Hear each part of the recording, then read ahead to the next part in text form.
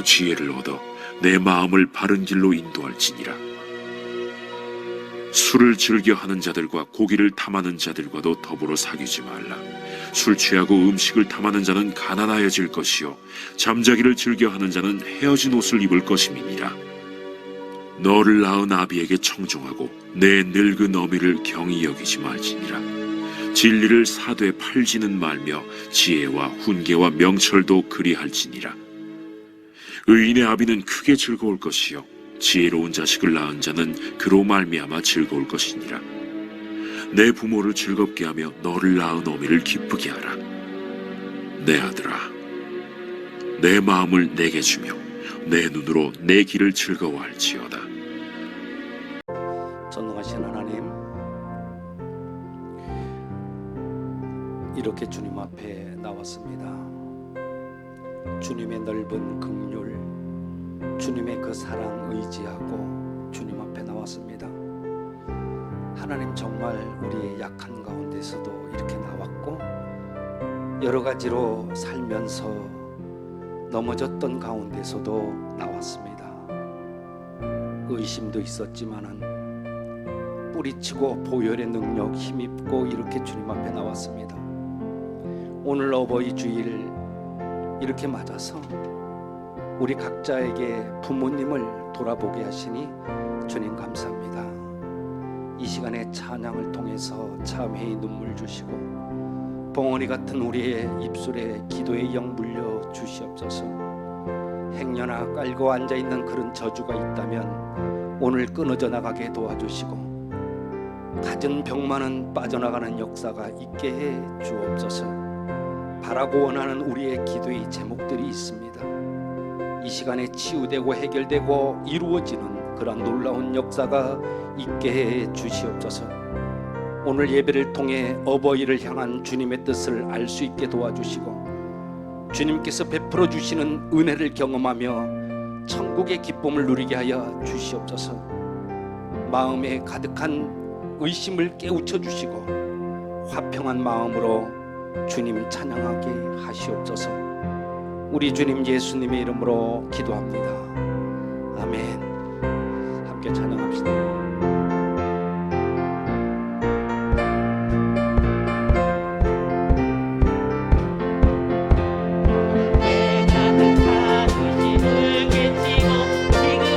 화평한 마음으로 찬송을 부르는 어린 양 예수의 그 피로 속죄함 얻었네. 속죄함 속죄함 내 예수의 죄를 속겠네. 할렐루야 소리를 합하여 함께 찬송하세. 그 피로 속죄함 얻었네. 꿈이나 음같이 없어질 보배로 속죄함 받은 것 아니요. 거룩한 하나님 어린 양 예수의 그 피로 속죄함 얻었네. 아멘. 속죄함 속죄함 주 예수 내 죄를 속겠네. 할렐루야 소리를 합하여 함께 찬송하세. 그 피로 속죄함 얻었네. 나 같은 죄인이 용서함 받아서 주 앞에 옳다 얻으고 확실하게 믿기는 어린 양 예수의 그 피로 속죄함 얻었네. 속죄함 속죄함 주 예수 내 죄를 속겠네. 할렐루야 소리를 합하여 함께 찬송하세. 그 피로 속죄함 얻었네. 거룩한 천국에 올라간 후에도 넘치는 은혜의 찬송을 기쁘게 부르는 어린 양 예수의 그 피로 속죄함 얻었네. 아멘. 속죄함 속죄함 주 예수 내 죄를 속겠네. 할렐루야 소리를 합하여 함께 찬송하세. 그 피로 속죄함 얻었네. 아멘. 하나님께 영광의 박수 올립시다. 할렐루야. 여러분, 마음으로도 입술로도 기도하자. 우리 마음 아파요. 하나님 앞에 고백합시다. 기도하자. 우리 마음 아파요. 아멘 아멘. 기도하자. 우리 마음 아파요. 할렐루야 할렐루야 아멘. 할렐루야 아멘. 기도하자. 우리 마음 아파요. 찬송하자. 찬송하자. 우리 모두 주님께. 찬송하자. 우리 모두 주님께. 할렐루야 할렐루야 아멘. 할렐루야 아멘. 찬송하자. 우리 모두 주님께. 걸어가자. 걸어가자. 하늘 영광 저문을 걸어가자. 걸어가자. 하늘 영광 저문을. 할렐루야 아멘. 할렐루야 아멘. 걸어가자. 하늘 영광 저문을 바라보자. 바라보자. 주님 계신 천국을. 바라보자. 주님 계신 천국을. 주님 계신 천국을. 할렐루야 할렐루야 아멘. 할렐루야 아멘. 바라보자. 주님 계신 천국을. 아멘. 하나님께 영광의 박수 올립시다. 할렐루야 할렐루야. 우리 일어섭시다. 주기도 음성으로 하나님께 올려드립니다. 하늘 계신 아버지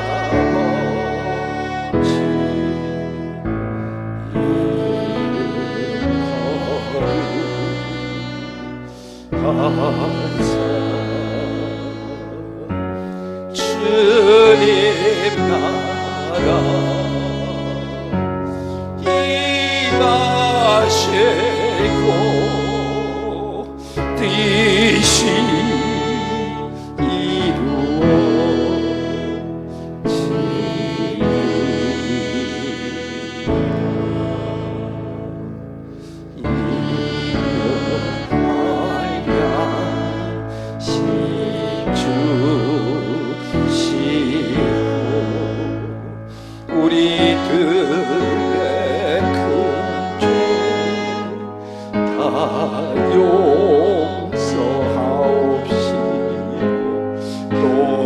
시험에 들게 마시고 악에서 구원하소서. 되게 주의 나라 주의 권세 주의 영광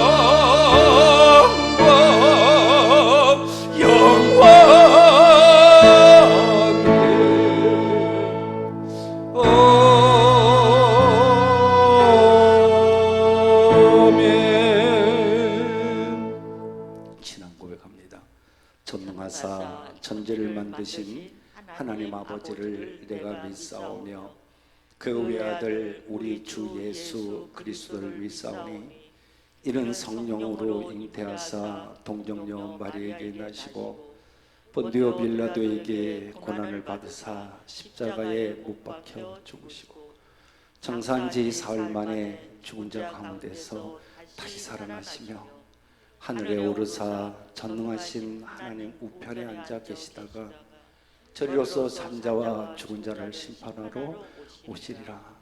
성령을 믿사오며 거룩한 공회와 성도가 서로 교통하는 것과 죄를 사하여 주시는 것과 몸이 다시 사는 것과 영원히 사는 것을 믿사옵나이다.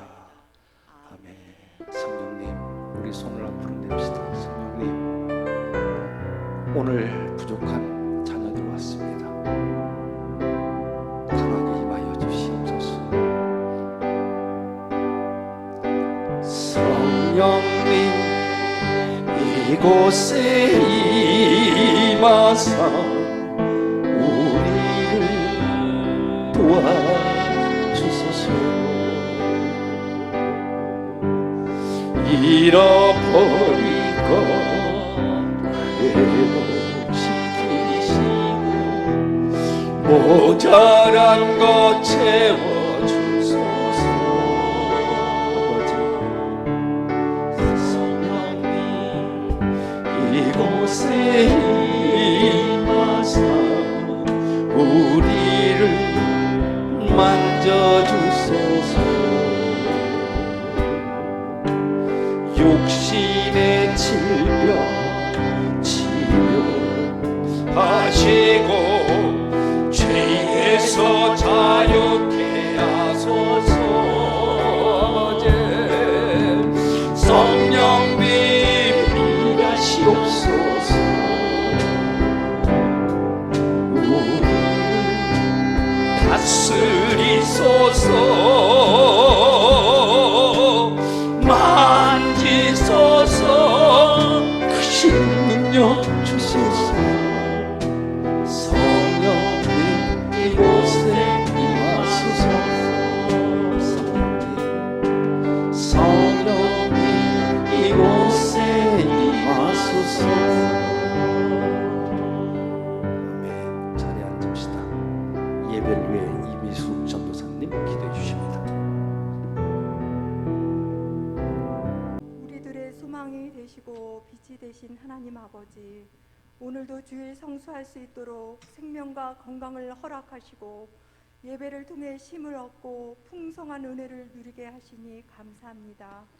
온 마음과 정성으로 드리는 예배를 기쁘게 받아 주시옵고 감사함으로 예배드리는 심령마다 하늘의 신령한 은혜를 더하여 주시옵소서.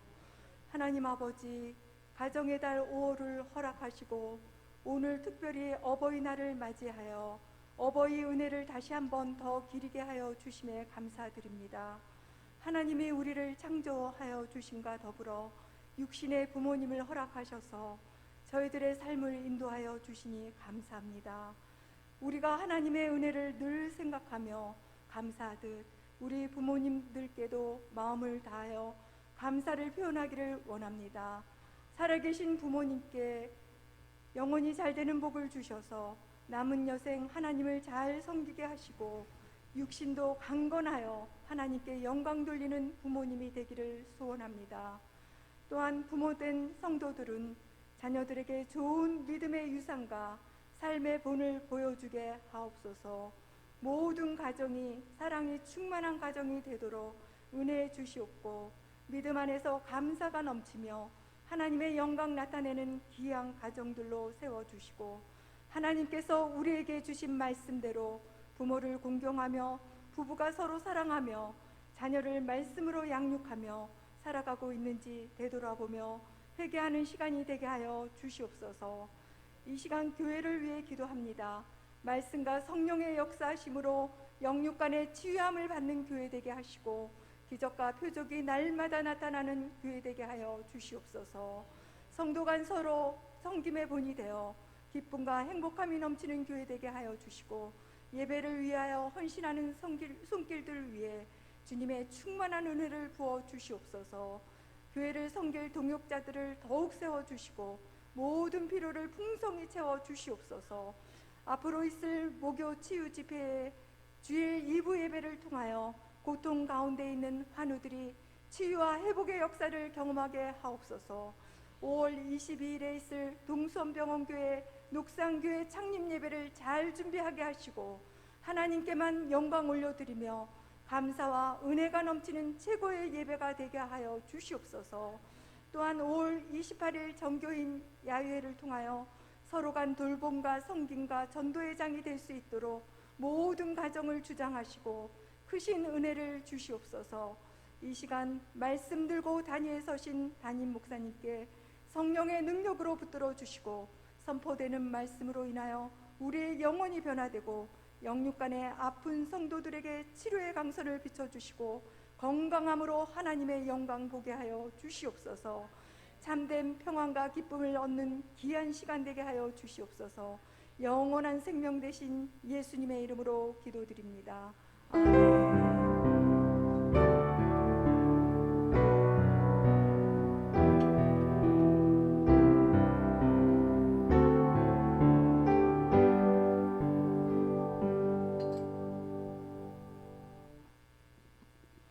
찬송가 304장 어머니의 넓은 사랑 함께 찬양합시다.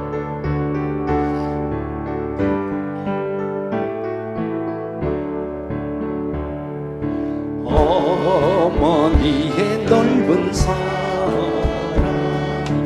귀하고도 귀하다. 그 사랑이 언제든지 나를 감싸줍니다. 내가 올 때 어머니를 주께 기도드리고 내가 기뻐 웃을 때에 찬송 부르십니다. 아침 저녁 읽으시던 어머니의 성경책 손때 남은 구절마다 모습 본 듯합니다. 믿는 자는 누구든지 영생함을 얻으니 외워주신 귀한 말씀 이제 힘이 됩니다. 홀로 누워 괴로울 때 헤매다가 지칠 때 부르시던 찬송소리 귀에 살아옵니다. 반석에서 샘물 나고 황무지가 꽃피니 예수님과 동행하며 두려울 것 없어라. 아멘. 하나님께 크게 영광 한번 올립시다. 할렐루야. 할렐루야.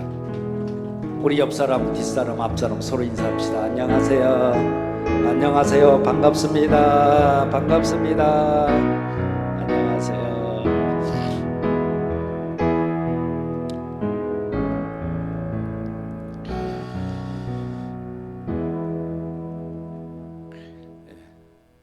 인사했어요?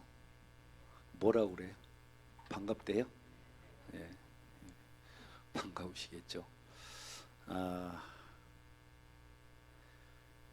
좀 교회 소식을 전하기 전에 찬양 중에 주님 주시는 생각이 있어서 좀 말씀을 좀 드리려고 합니다. 이 코로나 까닭에 우리가 많은 것을 좀 잊어먹었어요. 너무 많이 잊어먹었어요. 특별히 교회 예배를 잊어먹었습니다. 여러분, 무엇보다 하나님 앞에 예배는 내 삶의 내 생의 최우선순위가 돼야 됩니다. 믿습니까? 하나님은 분명히 그걸 원하고 계시고요, 그러길 원합니다. 근데 옆에서 사단은 계속 쏘삭거려요. 거기에서 멀어지도록. 틀림없어요.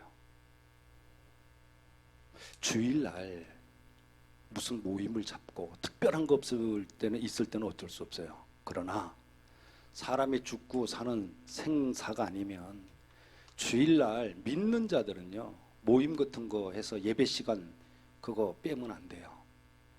절대 안 돼요. 하나님 앞에 내 자신이 부끄러운 줄 알아야 되고요. 하나님 어떻게 보시겠어요? 얼마나 서운해 하시겠어요? 정말이에요. 너무나 서운해 하고 계십니다. 그래서 여러 사항이 있을 겁니다. 주일날 빠져야 될. 그럴 경우에는 참 제가 뭐라고 안 합니다. 그럴 때도 반드시 어떤 방법으로 예배를 드리는데 주님께서 원하시고 기뻐하시는 예배 자리 꼭 함께 해주시기를 정말로 간절히 부탁드립니다. 간절히. 그래야 복 받습니다. 제가 하는 말이 아니에요. 그리고요, 제가 이렇게 썼습니다만 저희들 중보기도라고 써놨습니다. 중보기도.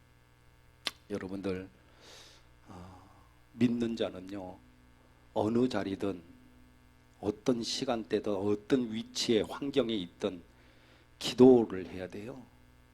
기도 안 하면은 죽어요. 정말이에요. 그래서 여러분들 지금 거기에 중보기도 해달라고 이렇게 쭉 해놨는데 특별히 맨 위에 보면 장종문 성도님이네요. 우리 장혜진 권사님의 아버지 되세요. 93세인데 지금 아주대에 계시는데 위급한 그런 상황이에요. 지금 권사님께서 오늘 예배 못 나온 이유는 아버지가 생을 마지막을 좀 옆에서 있고 싶다 해서 간병인을 내보내고 거기에서 어제부터인가 이렇게 좀 계신 걸로 알고 있는데 저희들 함께 기도해 주기를 원합니다. 그리고 우리 김봉래 성도님 아들도 왔고 딸도 왔고 사이도 지금 이 자리에 왔는데 여러분, 하나님은요 하나님의 방법대로 하나님의 뜻대로 행하시는 분이세요. 우리야 하나님 앞에 고쳐달라고 정말 울며 불며 바짓가랭이 진짜 검어지고 그렇게 우리가 울부짖고 하더라도 하나님의 뜻이 계실 겁니다.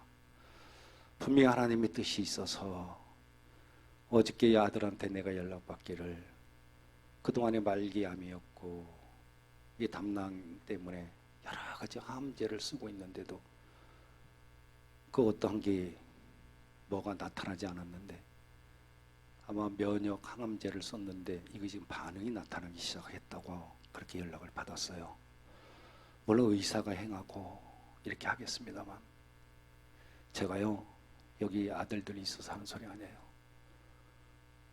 지지난주인가 벌써 원목협회 거기 지샘병원에 거기 모임이 있어서 갔다가 그 병원의 이사장을 만나보니까 그 사람이 담낭암을 담당하는 의사였어요. 그 사람을 붙들고요 제가 사정하다가 내가 목사가 그 이사장이 보니까 50대 한 중반 정도 돼 보이던데 내가 눈물을 글썽이면서 김봉래 성도 좀 살려주시오. 자 그랬어요. 그 옆에 있던 그 병원의 그 담당 의사 담당하고 있는 그 목사가 내 손을 잡고 그러지 말하시는데 난 그러지 않았어요. 세상에 어떤 방법이든 왜 그러냐? 나는 살아계시는 하나님께서 행하심을 반드시 보고 싶다. 자 그렇게 얘기를 했고요. 어쨌든 간에 하나님께서 어떤 방법으로든 행하시는 것을 보길 원하는데 여러분들 계속 좀 기도해 주셨으면 정말로 좋겠습니다. 또한 이번 주 토요일 날 우리 민규 결혼합니다. 우리 송윤만 장로님, 장순정 원사님 아들이죠. 나중에 전도사님이 연락도 하겠습니다만은 결혼식에 참여하실 수 있는 분들은 연락을 미리 좀 해주셔야 차량을 좀 준비할 것 같습니다. 미리 좀 파악을 좀 해주셨으면 좋겠고 특별한 사항이 없는 분들은 좀 함께 했으면 좋겠습니다. 그리고 아까 전도사님 기도도 했습니다만 5월 22일 날 저희들 창립 예배죠. 동선병원 23주년, 녹상교회 4주년입니다. 코로나 전국 때문에 2번을 못했어요. 2년 동안 못하고 22일 날 창립 예배를 드리는데 하나님께 어떻게 해야 큰 영광이 될까 하면서 기도하고 있고요. 또 이렇게 뭐 정치권에 계신 분들도 한두 분 오시겠다 이렇게 하는데 그분들을 모셔놓고 뭐를 한다고 해서 보이는 그러한 예배가 되기를 저는 원치 않아요. 진짜 하나님 이곳에 그래도 예배당 만들게 해주고 하나님의 그 신이 이곳에 임재하고 있고 이곳에서 기도하는 자들마다 하나님께서 그 기도 들어주시고 응답해 주시길 저는 바라요. 그래서 여러분들 기도 많이 해주시고 특별히 22일 날 창립 예배 때는 저희 교회 성도라면 병원에 입원하지 않는 이상은 다 오시기를 다시 한번 부탁드리겠습니다.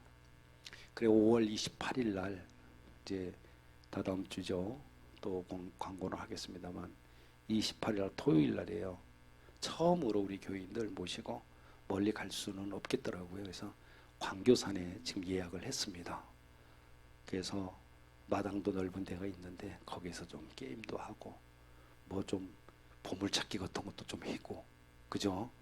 이렇게 좀 상품 같은 것도 작은 거지만 서로 나누고 하는 또 뭐 봐가지고 저는 거기 보니까 맛있는 것도 있는 것 같던데 그런 것도 좀 먹고 서로를 알아가고 서로 간에 섬기고 돌보는 그런 시간이 되기 위해서 이렇게 했으니까 우리 성도뿐만 아니라 이렇게 앞으로 꼭 전도도 해야 될 그런 분들 계시면 모시고 와도 돼요. 이렇게 해서 함께 해주시길 바라고 미리미리 이 스케줄 잡으라고 이렇게 알려드리는 거예요. 그래서 이때는 나 이때 못 오는데 이러시면 안 됩니다. 그리고 오늘부터요 2부 예배 드려요. 오늘 이제 1부 때는 우리 성도들 이렇게 드리실 거고요. 2부 때는 환자 가족들 또 봉사자분들 이런 분들하고 함께 드릴 텐데 처음으로 시작하는 거라서 우리가 모시러 가지는 아직 않을 거예요. 코로나 전국에 아직까지도 싸그러진 게 아니라서 그래서 한 분이 오시더라도 2부 예배가 여기서 예배가 이루어진다는 것 아시고 행여나 그때 또 2부 때까지 함께 하시겠다 하시는 분들은 우리가 여기 저 김밥도 준비하고 있습니다만 김밥도 시갖고 안 된다 그러면 여기 식당에 저희들이 식권도 준비해 놨습니다. 병원 식당에 조금 부실하더라고 거기서 같이 식사하고 2시 예배 함께 주십사하고 다시 한번 부탁드리고요.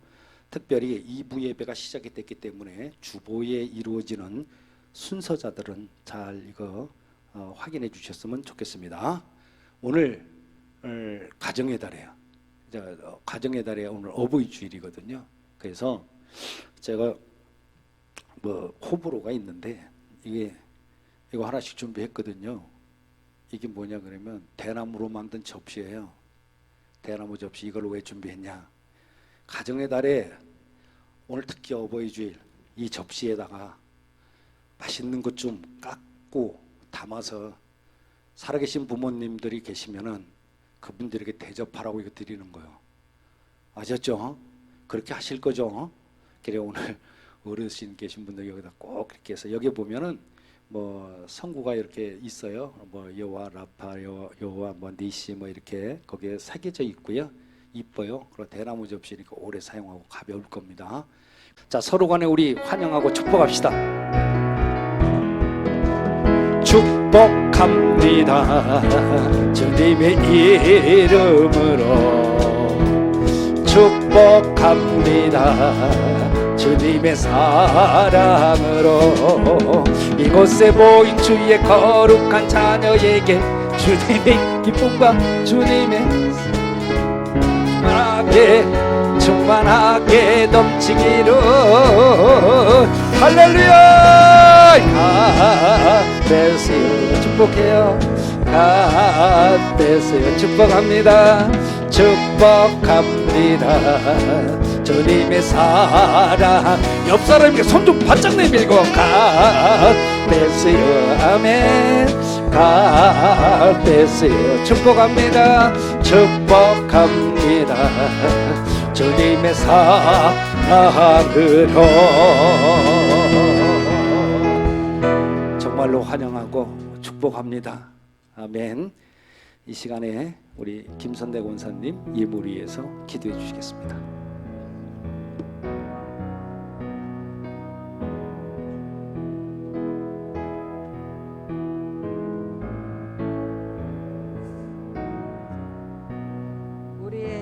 능력이 되신 하나님 아버지, 이 시간 주님 앞에 우리의 정성을 담아 예물을 드립니다.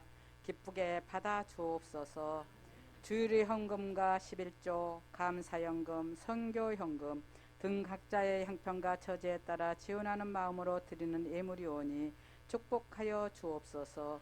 사랑의 주님, 오늘 드려지는 이 물질들이 주님의 영광을 나타나게 하시고 말씀이 전파되고 주님의 몸된 교회가 바로 서는 데 사용하게 하시고 어려움을 당하는 이웃을 위해 귀하게 쓰여지게 하옵소서. 만복의 근원이 되신 우리 주님 예수님의 이름으로 기도드리옵나이다. 아멘.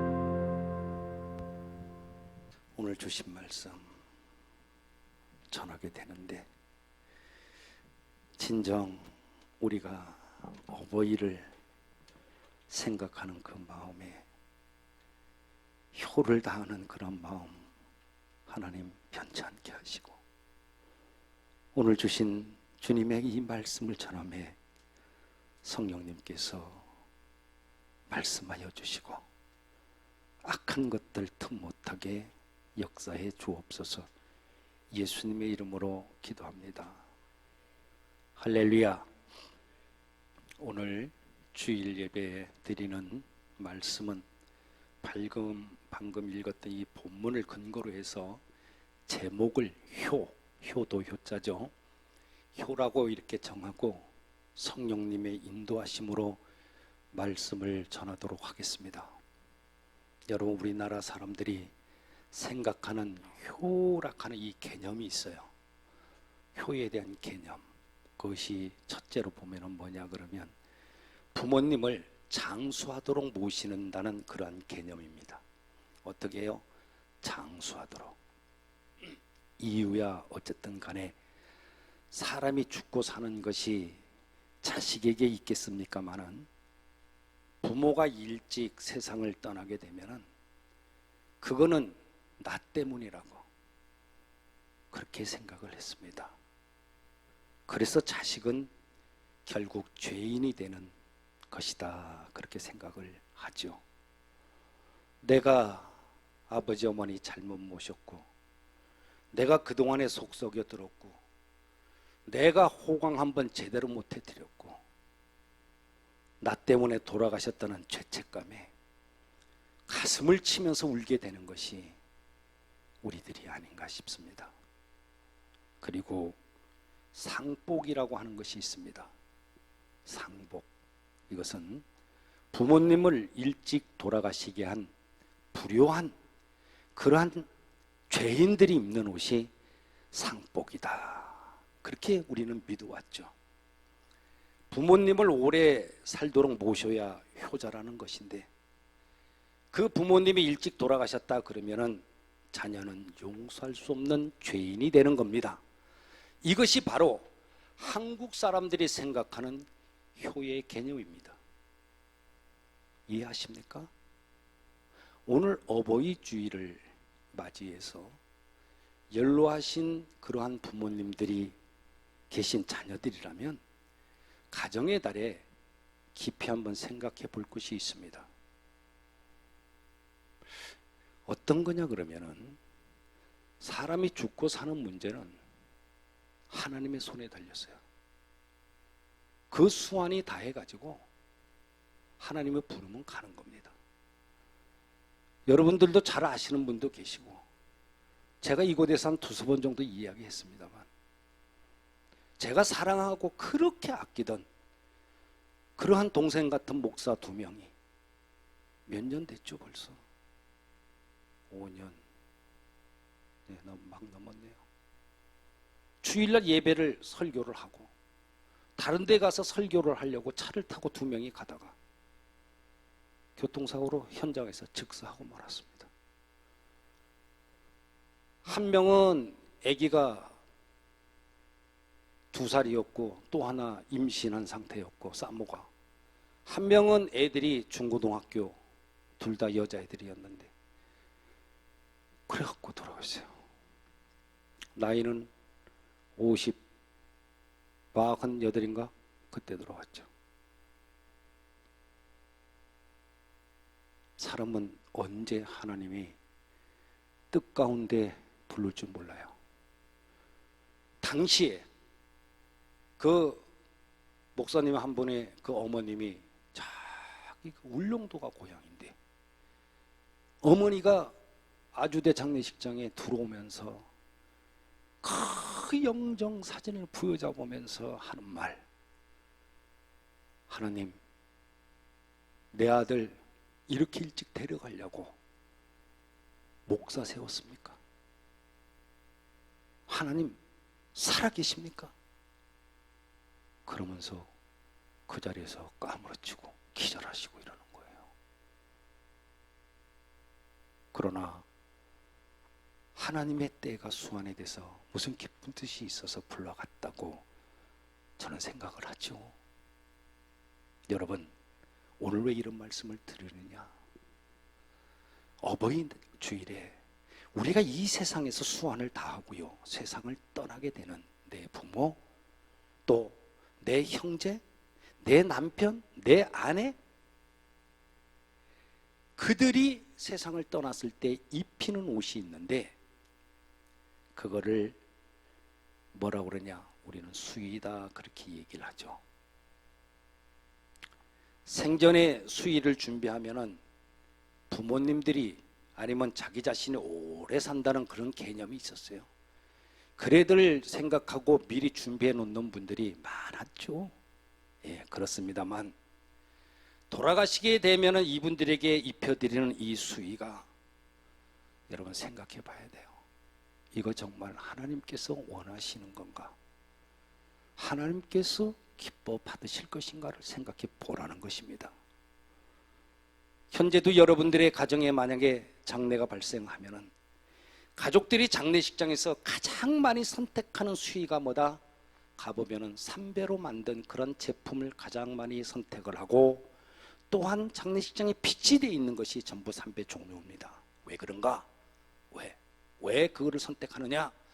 수위에 대한 특별한 개념이 없을 뿐만 아니라 갑자기 집안에서 상을 당하게 되면 정신이 없기 때문에 장례식장에서 권하는 대로 하는 것을 보게 돼요. 거의가 그래요. 나중에 이렇게 하다 보면 화장인지 매장인지 이런 게 결정되고 나면 장례식장에 뭐라고 그래? 이 수위가 좋은 거라고. 또 매장인 경우에는 이 수위는 땅속에 들어가면 바로 썩기 때문에 비싸더라도 고인께서 가는 마지막 길에 효도해야 될 거 아니겠습니까? 그래서 고가의 제품을 권하기도 합니다. 여러분, 절대로 속지 마십시오. 삼배는 과거에 천민이나 노예, 죄수들이 입었던 직물이라는 것을 여러분들 아십니까? 삼배 옷은 가난한 백성들이 우리나라 전통 수의인 비단이나 이러한 재질을 마련할 그런 길이 없을 때, 여건이 안 됐을 때 썼던 것이 삼배 수의예요. 아주 안 썼던 건 아니에요. 그리고 본래 삼배는 고인이 입혔던 게 아니죠. 고인의 가족들이 돌아가신 부모님께 효를 다하지 못했다는, 죄인이다 내가, 부모님을 돌아가시게 한 내가 죄인이다, 그런 뜻으로 삼배 옷을, 거친 삼배를 입었습니다. 그런데 1934년 일제 때입니다. 한번 영상 띄워줄까요? 의례준칙이라는 것을 규정을 합니다. 이거 1934년도에 만든 거예요. 일제 때. 자, 그래서 여기에 보면 넘어갑시다. 비단 수의를 입히질 못하게 금지를 하고, 포목, 여기 보면 1934년 11월 10일 조선 총독부 총독이었던 우가키 가지시게라는 이 양반이 비단과 명주 사용을 금지해버리고 삼배 수의를 입히도록 의례준칙을 발표 강제한다. 그래서 수의의 소재는 포나 목, 즉 배나 무명을 쓰고 비단은 절대 사용하지 말아라, 이렇게 규정을 하게 됩니다. 따라서 현재 우리나라에서 사용하고 있는 이 수의는 죄인의 옷이라는 그런 뜻하는 삼배 수의를 고인에게 입혀가지고 장례를 치르고 있다고 봐야만 합니다. 결국은 뭐요? 삼배가 죄인이나 이런 사람들이 입었다는 옷이면 죽은 내 부모를, 내 형제를 마지막까지 뭘로 만드는 거? 이거 죄인으로 만드는 겁니다. 현재 장례식장에서 사용하고 있는 삼배 원단 대부분 중국산이라는 걸 아셔야 되고요. 국내 생산은 정말 미미합니다. 그런데 삼배를 수의로 쓰기 시작한 것이 일제 강점기 때부터도였구나라는 이 사실을 아는 사람이 그렇게 많지가 않아요. 우리나라의 전통인갑다 이래 생각해요. 착각하시면 안 돼요. 그때 일제 강점기 일본 정부가 조선 총독부를 통해 가지고 강제로 시행한 사회 그 교화자로, 즉 이 의례준칙을 만들어서 발표를 하는 것은 뭡니까? 조선인들은 이제부터 죽게 되면 비단으로 된 수의는 절대로 입히면 안 된다. 지금부터는 삼배로 된 수의를 입혀가지고 장례를 치러야 된다. 그렇게 못을 박아서 공포했죠. 그러니까 그때부터 오늘날까지 고착화되어 가지고, 아하, 사람이 돌아가시게 되면 그분한테는 삼배로 된 수의를 입혀야 되는구나, 이렇게들 알고 있어요. 이러한 사실이 정말 부끄럽고 안타깝기 그지없습니다.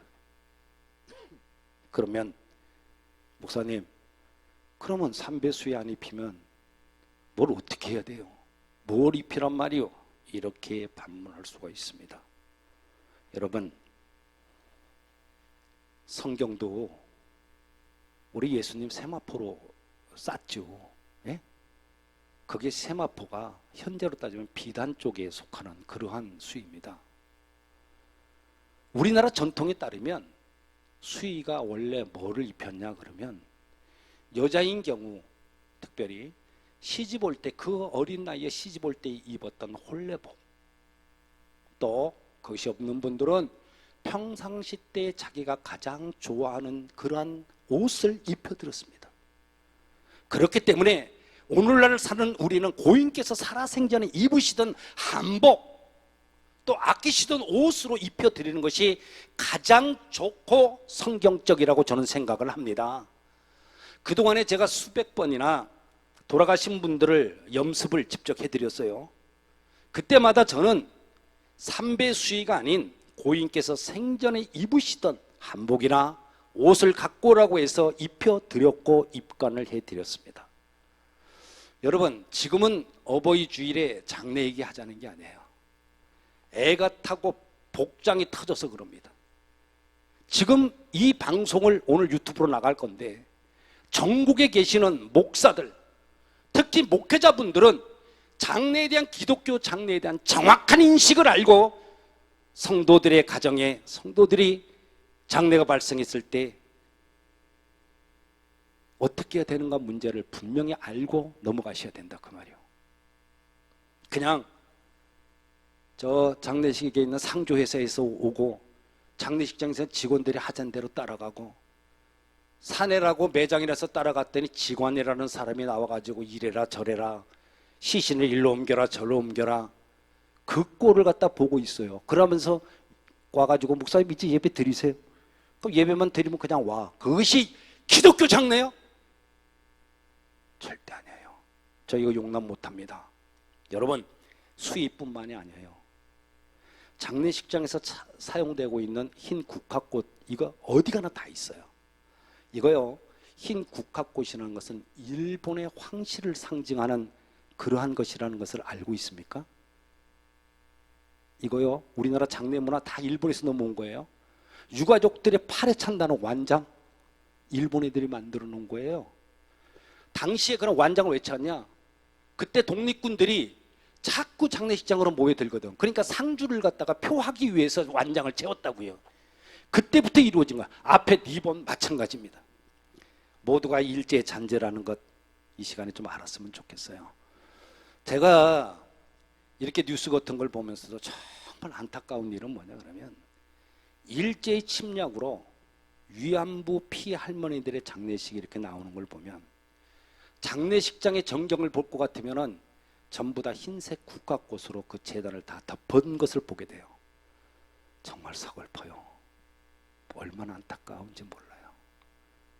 그렇기 때문에 저는 기독교 장례를 올바로 전파하기 위해서 목사님들과 또한 교회 장례를 담당하는 분들에게 자료도 송부해주고, 또 세미나 같은 것을 통해서 기독교의 그러한 장례법을 전하고 있습니다.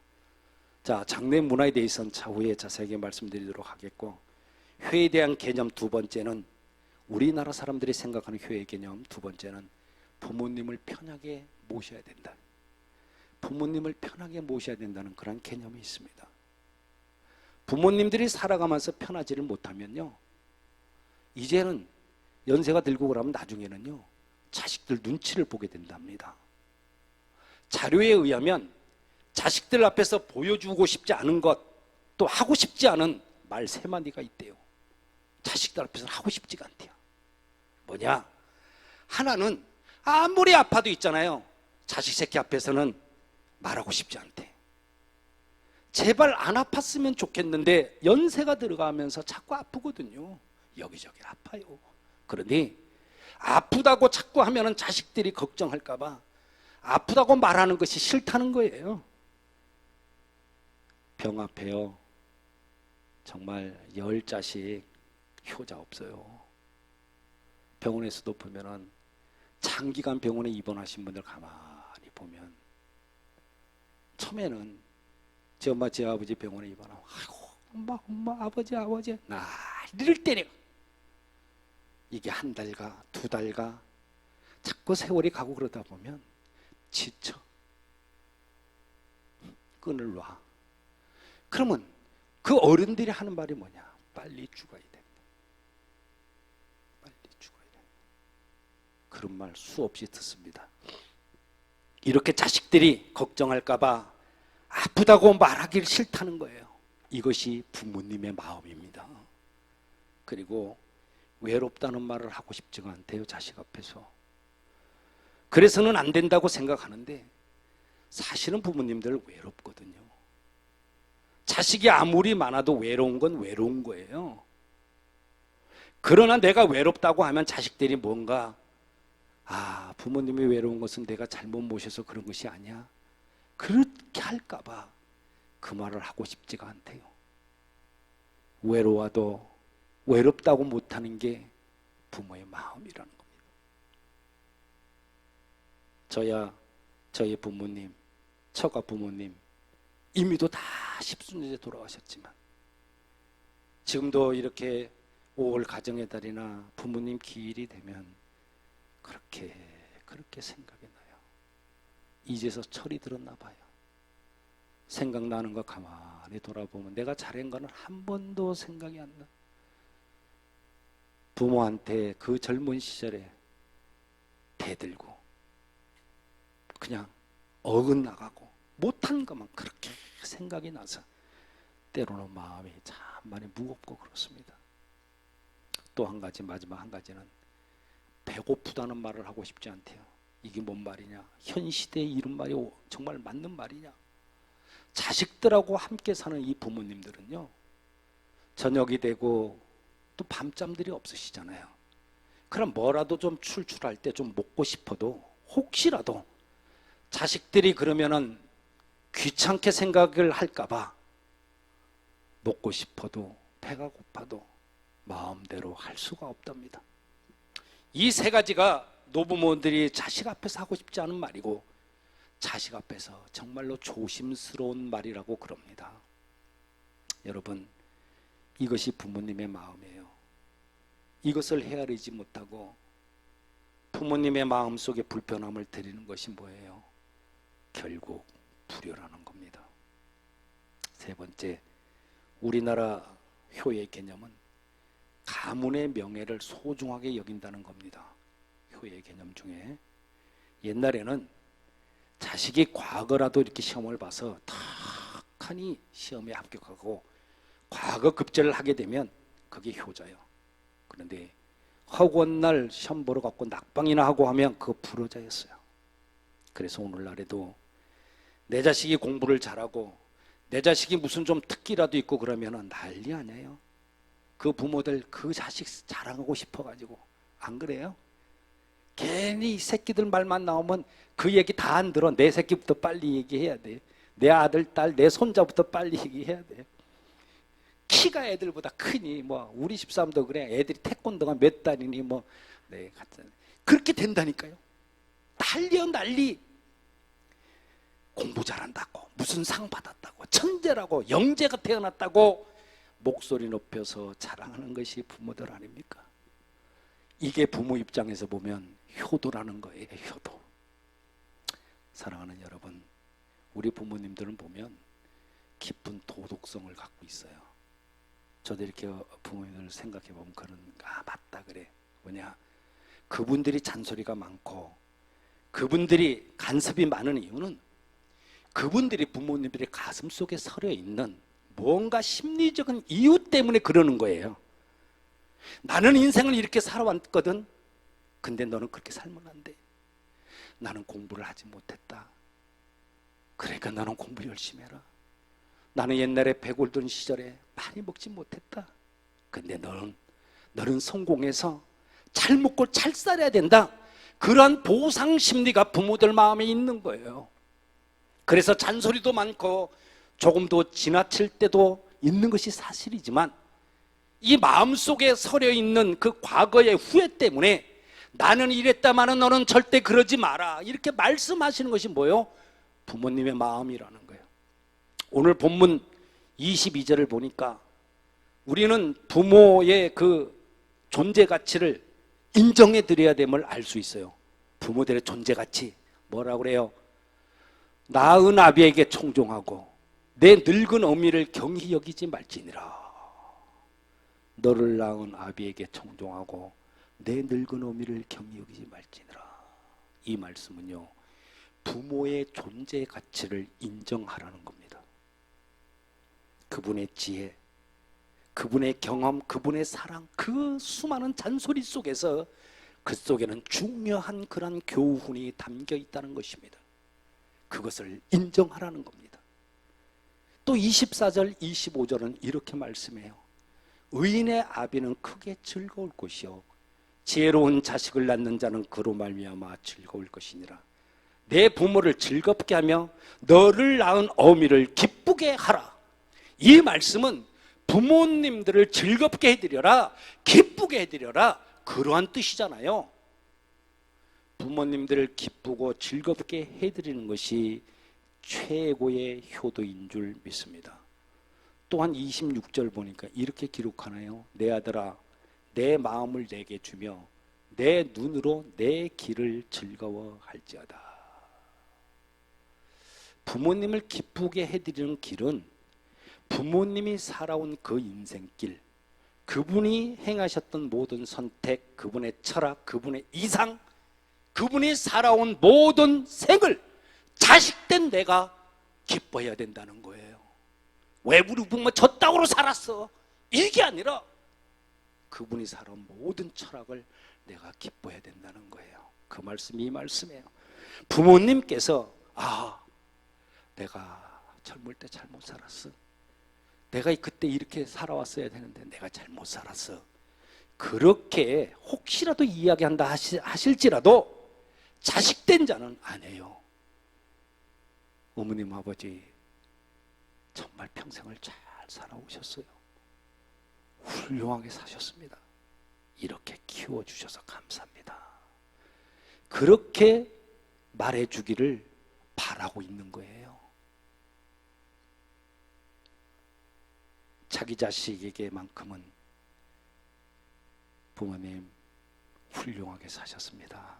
그런 말을 듣고 싶은 것이 부모님들의 솔직한 심정입니다. 자식은 부모를 존경하고 그분의 가치를 인정해 드려야 할 줄로 믿습니다. 여러분, 성경은 효도 자체가 복이라고 말해요. 효도 자체가 복이다 그래요. 그리고요, 장수하는 비결은 부모 공경 딱 못 박혀 있어요. 네가 장수하기 위해서는 부모 공경하라. 꽉 못 박혀 있어요. 장수한다는 게 내가 오래 사는 것만 장수라고 했을까요? 아니요. 장수, 내가 성공하고 잘되고 또 내가 결혼을 했을 때 내 자식들이 잘되고 삶이 형성하고 내가 행하는 모든 일이 다 열려지고 끝까지 그게 성공의 길로 계속 가기 위해서는 부모 공경이라고 분명하게 말씀합니다.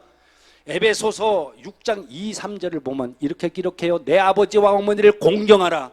이것은 약속이 있는 첫 계명이니 이로써 내가 잘되고 땅에서 장수하리라. 아멘. 때때로 우리는 오래 살겠다고 이상한 보약도 먹고 운동도 열심히 하고 별의별 짓 다 합니다만은, 그러나 여러분 절대로 잊지 마십시오. 성경은 오래 사는 비결에 대해서 딱 한 가지만 약속해 주셨고 가르쳐 줬어요. 그것은 뭐냐? 바로 부모를 공경하고 효도하라고 말씀합니다.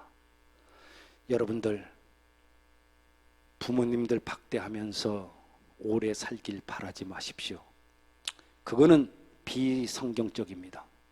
부모를 박대하면서 사업에 성공하겠다고 몸부림치시나요?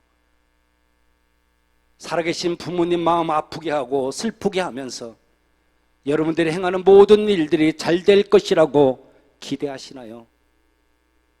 여러분, 불효하면서 잘되고 불효하면서 건강하고 불효하면서 오래 살 거라고는 기대하지 마시길 바랍니다. 효는 장수와 형통의 철저한 비결입니다. 그 이유가 뭐냐? 약속 있는 첫 계명이 부모 공경이기 때문입니다. 여러분, 부모님은 구제 대상이 아닙니다. 그분들 불쌍히 여기지 마십시오. 정말 높이 존경하고 그분이 가진 지혜와 그분의 경험과 그분의 거룩한 본을 우리가 존중해야 할 것입니다. 어버이 주일에 함께하고 계시는 여러분, 효는요 문화의 유산이 아니에요. 효는 뭐예요? 또 이 나라의 단순한 도덕도 아닙니다. 효는. 그럼 뭐예요? 효는 성경적인 진리이고 효는 하나님의 뜻입니다. 세상이 아무리 변한다고 할지라도 이 크나큰 원리와 진리는 절대로 변하지 않는다는 사실을 믿는 저와 여러분들이 되시기를 예수님의 이름으로 축원합니다. 축원합니다. 전능하신 우리 아버지 하나님, 오늘 어버이 주일을 맞이해서 다시 한번 부모님들과 그리고 주변을 돌아보게 하시니 감사합니다. 효는 복의 근원이며 주님의 뜻인 줄 믿습니다. 우리들로 하여금 못단 효도를 할 수 있는 마음 주시고 실천할 수 있는 복을 더하여 주시옵소서. 또한 내 이웃을 돌아보는 5월 가정의 달이 되게 해 주옵소서. 하나님, 오늘도 여러 가지 마음의 소원을 가지고 하나님 앞에 나온 자녀들 있습니다. 이들의 마음이 정말 시원케 해 주옵시고 5월 가정의 달에 형통의 복이 넘치게 해 주시어서 바라고 원하는 모든 것들이 이루어지고 열려지고 축복 가운데 임하는 그러한 아버지 하나님 우리 모두 되게 해 주시옵소서. 예수님의 이름으로 기도합니다. 아멘. 치유선언할게요. 예수 그리스도 나의 왕, 예수 그리스도 나의 치유자, 예수 그리스도 나의 구주. 나는 주님 안에서 절망으로부터 자유하다. 나는 주님 안에서 질병으로부터 자유하다. 나는 주님 안에서 죽음으로부터 자유하다. 나는 주님 안에서 소망이 있다. 나는 주님 안에서 건강하다. 나는 주님 안에서 영원히 산다. 할렐루야. 그래 될 줄로 믿습니다. 사철의 봄바람 불어있고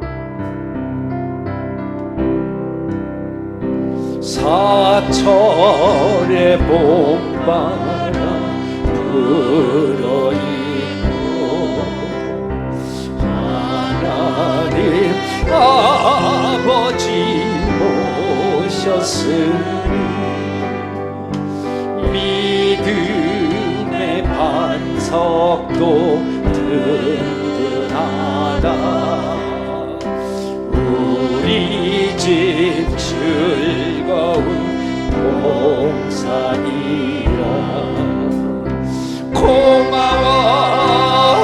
고마워라 임마누엘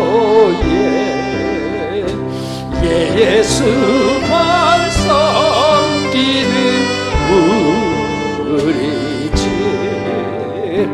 고마워라 임마누엘 복되고 즐거운 하루하루 어버이 우리를 보이시고 동기들 사랑에 뭉쳐있고 기쁨과 서름도 같이 하니 한 칸의 조가도 천국이라 고마워라 임마누엘 예수만 섬기는 우리 집 고마워라 임마누엘 복되고 즐거운 하루하루.